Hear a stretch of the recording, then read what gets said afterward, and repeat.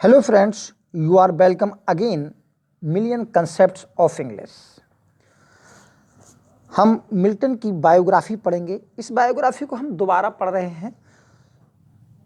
इसके after reason ये है कि हमारा million concept of English copyright strike के कारण बंद कर दिया गया, क्योंकि हमने रैन एंड मार्टिन को ज्यों का त्यों पढ़ाया था। चाहे गलती मान लीजिए या आप लोगों के लिए हमने उस किताब को ज्यों का त्यों पढ़ाया था, जो भी है। अब आप इस चैनल को दोबारा सब्सक्राइब कर लें ताकि सारे वीडियोस हम 1 महीने के अंदर आपको मिल सकें। चलिए शुरू करते हैं। मिल्टन के बर्थ की बात करें तो 9 दिसंबर 1608 यानी कि 9 दिसंबर 1608 को इनका जन्म Bread Street London, Cheapside London में होता है। तो ये ब्रैड स्ट्रीट लंदन का नाम जो है, यहाँ पर लगभग 1180 तक ब्रेड बना करती थी और यहाँ बिका करती थी, इसलिए इस स्ट्रीट को, इस गली को ही ब्रेड स्ट्रीट कहते हैं। Milton is called belated Elizabethan. ये बहुत प्रश्न आता है, तो इनको एलिजाबेथन बिलेटेड इसलिए कहा जाता है क्योंकि इनकी रचनाओं में जो करेक्टरिस्टिक्स होती हैं एलिजाबेथन पीरियड की रचनाओं की, वो इनकी उसमें देखने को मिलती हैं। पेरेंट्स की बात करें तो इनके फादर का नाम भी जॉन मिल्टन था। दैट्स वाई इनको जॉन मिल्टन सीनियर कहा जाता है। और अपने यहाँ टीजीटी की बात हो रही है तो टीजीटी में जॉन नाम है, तो चारों राइटर के सरनेम से पहले आप जॉन रख दें तो उनके फादर का नाम बन जाएगा। William Shakespeare, John Shakespeare, John Milton, John Milton, William Wordsworth, John Wordsworth, John Galsworthy, John Galsworthy.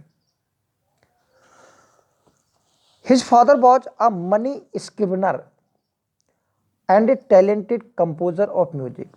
तो मनी स्क्रिवनर जो लोग होते हैं वो सूदखोर होते हैं, जो अपना पैसा ब्याज पर उठाते हैं, जो बैंकर्स का काम करते हैं। And a talented composer of music, और म्यूजिक के कंपोजर भी थे, हालांकि अपने क्षेत्र में उनका नाम भी था। हिज मदर वॉज सरा जेफरी अ टेलर्स डॉटर।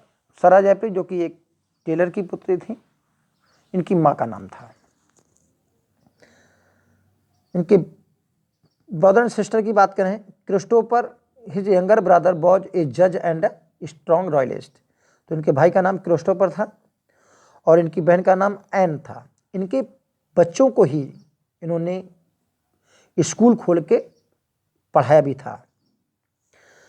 मिल्टन की मैरिज आप जानते हैं 3 टाइम्स होती है। फर्स्ट टाइम मैरी पॉवेल से, सेकेंड टाइम कैथरीन वुडकॉक से, और थर्ड टाइम एलिजाबेथ मिंसुल से। फर्स्ट मैरिज होती है 1642 में। बहुत सी किताब में 1643 लिखा है, जो कि गलत है। 1642 में ही शादी होती है। उस समय एलिजाबेथ मिंसुल जो थी वो 17 ईयर्स की थी और मिल्टन जो थे वो 34 के थे। और मैरी पॉवेल की जो डेथ होती है वो 1652 में होती है, अपने बच्चे को जन्म देते समय। तो उसके बाद सेकंड मैरिज करते हैं 1656 में कैथरीन वुडकॉक से, और कैथरीन वुडकॉक की मृत्यु 2 वर्ष बाद 1658 में हो जाती है, और ये भी बच्चे को जन्म देते वक्त होती है। थर्ड मैरिज है वो 1663 में होती है एलिजाबेथ मिंसुल से। और एलिजाबेथ मिंसुल उस समय 24 और ये मिल्टन थे 55 ईयर्स ओल्ड के थे। मिल्टन के 3 बच्चे होते हैं और चौथा जो सन होता है वो इन्फेंसी में ही डेथ जो हो जाती है। और ये बच्चे हैं इनके जो चिल्ड्रन हैं, ये इनकी फर्स्ट वाइफ से ही होते हैं। एन बड़ी पुत्री होती है 1646 में, जिसका जन्म होता है। मैरी सेकंड, जॉन 1651 में इन्फेंसी में ही इसकी डेथ हो जाती है। और डिबोरा मिल्टन के फ्रेंड से भी प्रश्न पूछे जाते हैं, तो इनसे के बारे में पढ़ लेते हैं। फर्स्ट फ्रेंड की बात आती है तो नेम आता है चार्ल्स ड्यूडिटी, और इससे प्रश्न बनते हैं क्योंकि चार्ल्स ड्यूडिटी इनके स्कूल के समय सेंट पॉल्स स्कूल में ये पढ़ते हैं, और इसी स्कूल में इनकी जो है फ्रेंडशिप होती है चार्ल्स ड्यूडिटी से, और उनके साथ करस्पेंडेंस बना रहता है, पत्र व्यवहार बना रहता है। आपको पता है कि यहाँ के बाद जॉन मिल्टन क्राइस्ट कॉलेज में पहुंच जाते हैं और अपने मित्र से यानी कि चार्ल्स ड्यूडिटी से लगातार पत्र व्यवहार करते रहते हैं। एग्जाम्पल है उसके, Milton wrote an elegy elegia prima, जिसको लैटिन एलिजी फर्स्ट कहते हैं। मैं मिल्टन ने काफ़ी लैटिन वर्क भी लिखा है, तो एलिजिया प्राइमा जिसको लैटिन एलिजी फर्स्ट कहते हैं। His first elegy a Latin verse letter to his closed friend Charles Diodati, यानी कि ये जो लेटर होता है ये किसी की डेथ पर नहीं, आप ध्यान रखेंगे एलिजी से मतलब आप शोक गीत मत समझिए, ऐसा नहीं जो किसी की डेथ पर लिखा गया हो।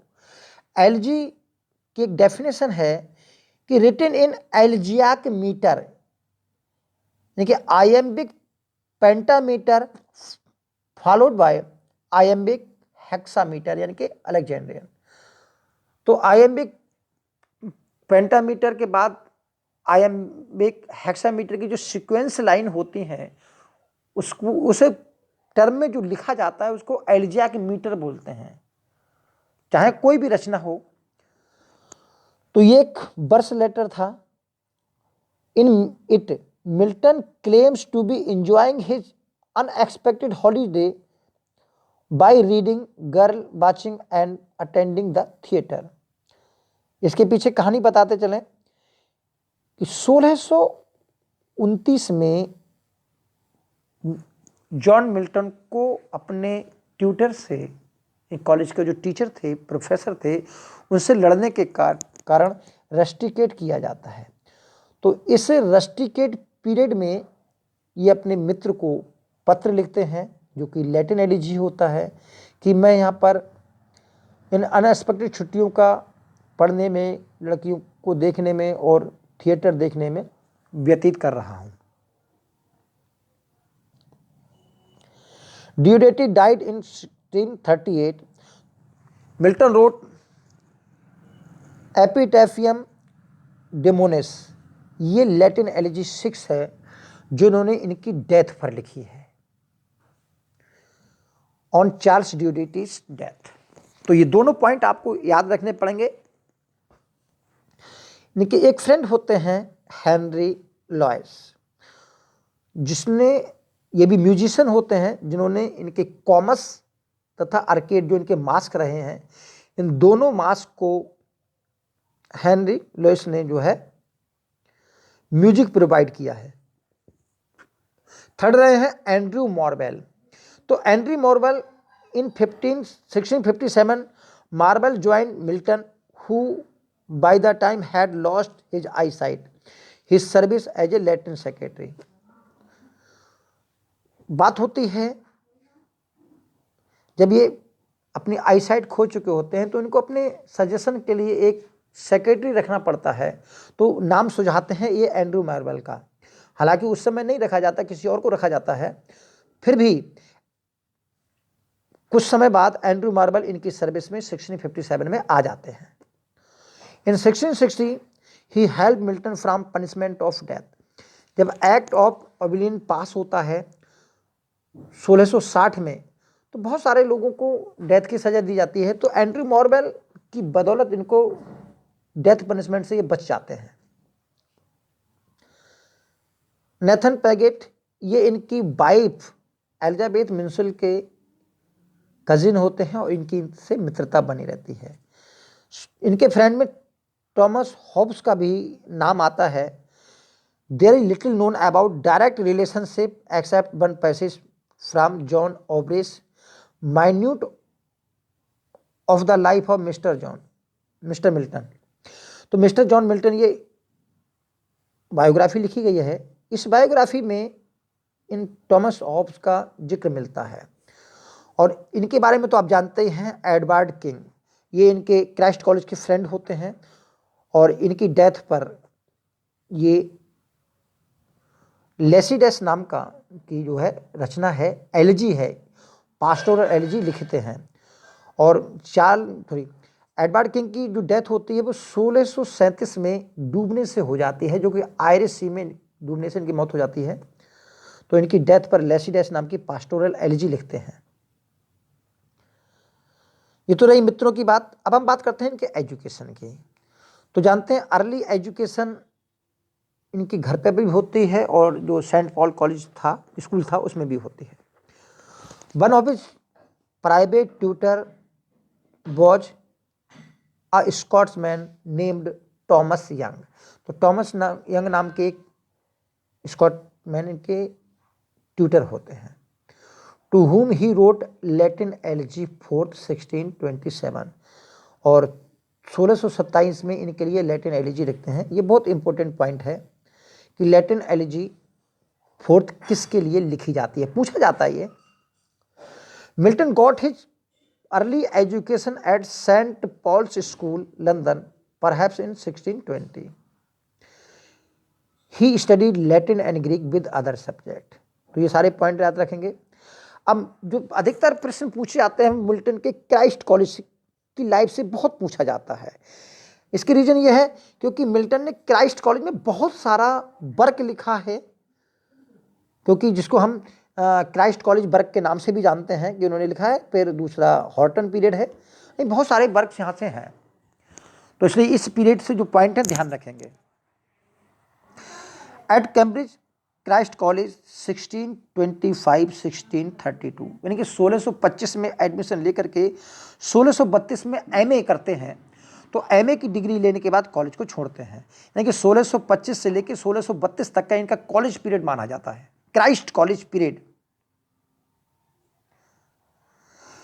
Milton's complexion was very fair, यानी काफी गोरे थे ये।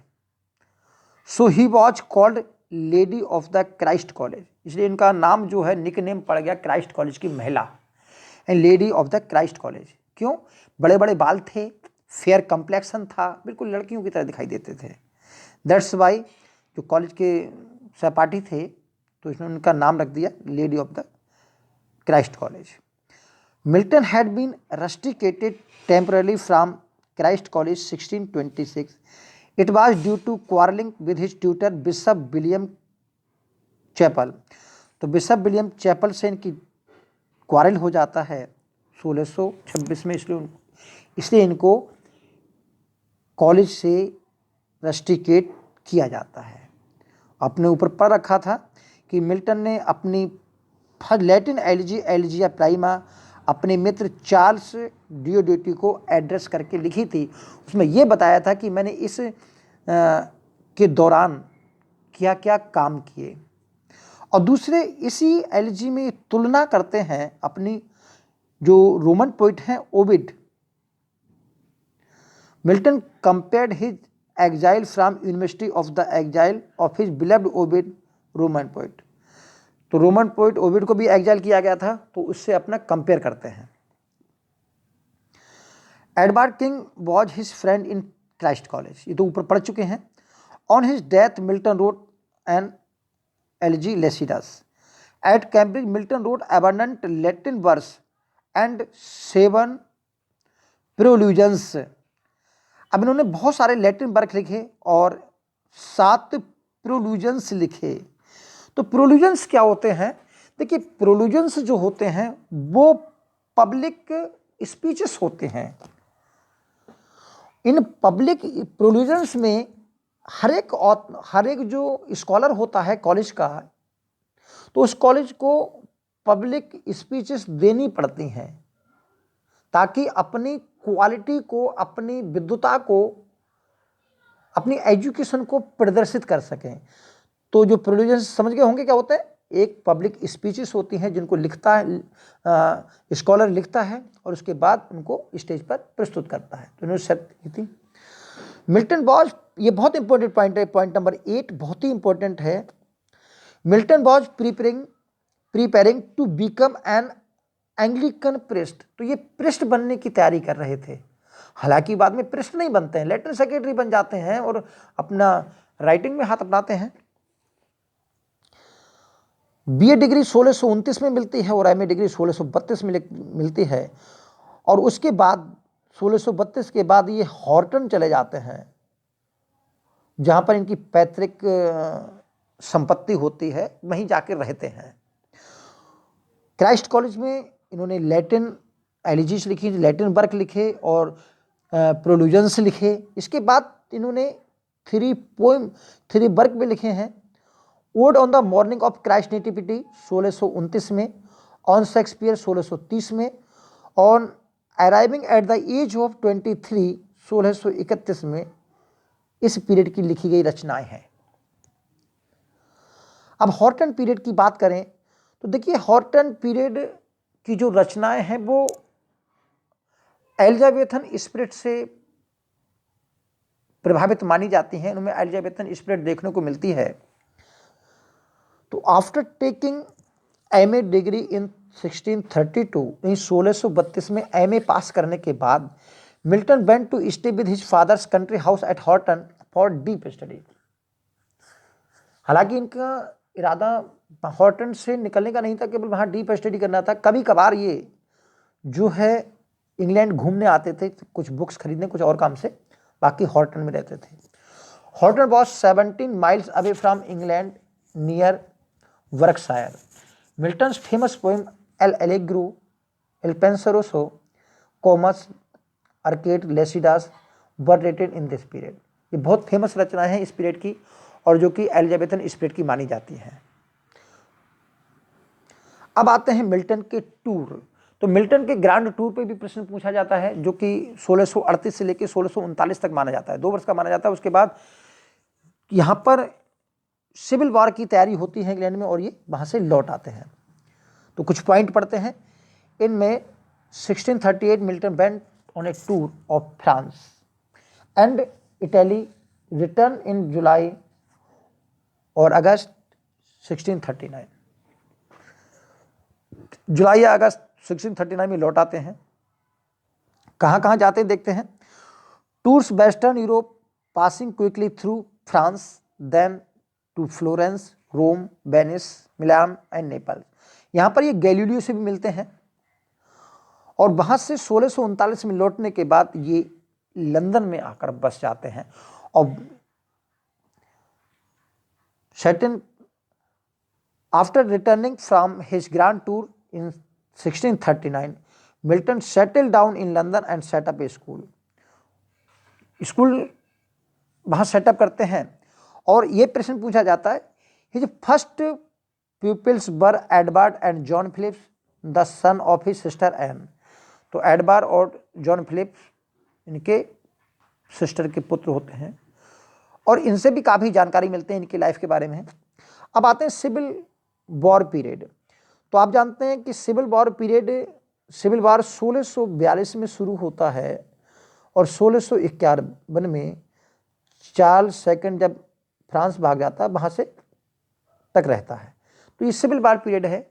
लेकिन 1660 में रीस्टोरेशन पीरियड तक इनकी रचनाओं को, इन 1640 से लेकर 1660 तक का जो पीरियड है, तो इस पीरियड में इन्होंने प्रोज ट्रैक्स लिखे थे। यानी सिविल वॉर पीरियड में इन्होंने प्रोज ट्रैक लिखे थे। फेमस प्रोज ट्रैक हैं the great rebellion started in 1642। 1642 में सिविल वॉर शुरू होता है। In this period Milton wrote prose tracts, यानी कि प्रोज ट्रैक लिखे जाते हैं। As reason of church government, Areopagitica of education, divorce tract लिखते हैं। And Milton wrote 18 occasional sonnet, और कभी कभी इनके 18 सोनेट भी देखने को मिलते हैं इसी पीरियड में। इन 1649 मिल्टन, ये बहुत इंपॉर्टेंट प्रश्न है, पॉइंट नंबर 5 बहुत इंपॉर्टेंट है। Milton in 1649 Milton became secretary of foreign language in Oliver Cromwell's council of state, क्योंकि 30 जनवरी 1649 को जब चार्ल्स फर्स्ट को फांसी दे दी जाती है, देखिए 30 जनवरी 1649 को चार्ल्स फर्स्ट को जब फांसी दे दी जाती है, तो उस दौरान John Milton tenure of king and magistrate एक रचना लिखते हैं। प्रोस्ट्रैक होता है tenure of king and magistrate, तो उस वो भी 1649 में लिखी जाती है। तो उसकी बदौलत जॉन मिल्टन को as a Latin secretary for foreign language के रूप में ओलिवर क्रॉमवेल की सरकार उनको रख लेती है। In 1652 at the age of 44 Milton became completely blind. In 1652 में 44 वर्ष की आयु में टोटल ब्लाइंड हो जाते हैं। इन 1657 यानी कि 1657 में marble join in service of Latin secretary. अगला पॉइंट है Milton was the supporter of parliament and he wrote many tracts against the royalist and against the church. Church के अगेंस्ट में, रॉयलिस्ट के अगेंस्ट में इन्होंने बहुत सारे प्रोज ट्रैक लिखे। लगभग इनके प्रोज ट्रैक जितने भी हैं वो कंट्रोवर्शियल हैं। The tenure of the king and magistrate, Eikonoklastes, Defensio pro populo Anglicano, Defensio secunda, बहुत सारे प्रोज ट्रैक हैं। एरोपेजिटिका वो भी कंट्रोवर्सी है क्योंकि वो प्रेस के फ्रीडम पर लिखते हैं। इनके प्रोज ट्रैक को हम विस्तार से पढ़ेंगे और पिछले चैनल पे पढ़ा भी बहुत विस्तार से था, बहुत सुंदर बना था। अब उसको दोबारा भेजेंगे आपके पास जल्दी ही। मिल्टन की लेटर लाइफ की बात करें तो लेटर लाइफ में जो 1660 से 1674 इनकी मृत्यु तक रहती है, तो यहाँ पर 3 ग्रेट वर्क लिखते हैं, paradise Lost, paradise regained and Samson agonist. तो मोनार्की री established, Charles second became the king. France से लौट आते हैं, तो उस समय बहुत इंपॉर्टेंट पॉइंट है, पॉइंट नंबर 2 ध्यान रखिए।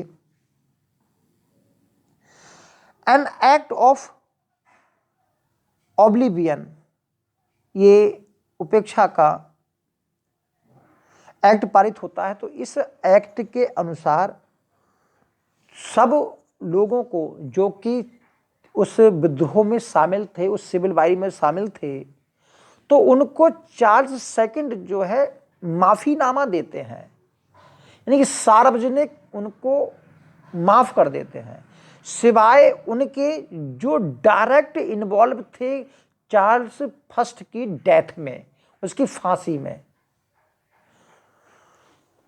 Those who had their part in Charles First execution suffered death penalty and rest were forgiven। उससे इसको माफ कर दिया जाता है और उस लिस्ट में मिल्टन का नाम नहीं होता है क्योंकि एंड्रयू मॉरवेल उनको बचा के ले जाते हैं। John Milton's name was not in this list, his life was spared through the efforts of Andrew Marvell and sir William Davenant. ये 2 की बदौलत इनका नाम उसमें नहीं होता है। Milton's great poems Paradise Lost, Paradise Regained and Samson Agonistes were written in this period. और डेथ की, जॉन मिल्टन की डेथ होती है 8 नवंबर 1674, 8 नवंबर 1674 को। He was buried in Saint Giles, Cripplegate में इनको दफनाया जाता है। तो आज के लिए इतना ही। With hearty wishes for your success. Thank for watching. Thank you. अगले हम दूसरा इनके वर्क पे लेंगे, इनके कॉलेज वर्क पे लेंगे, जिनको सारे वर्क की लगभग चर्चा करेंगे। Thank you, all the best.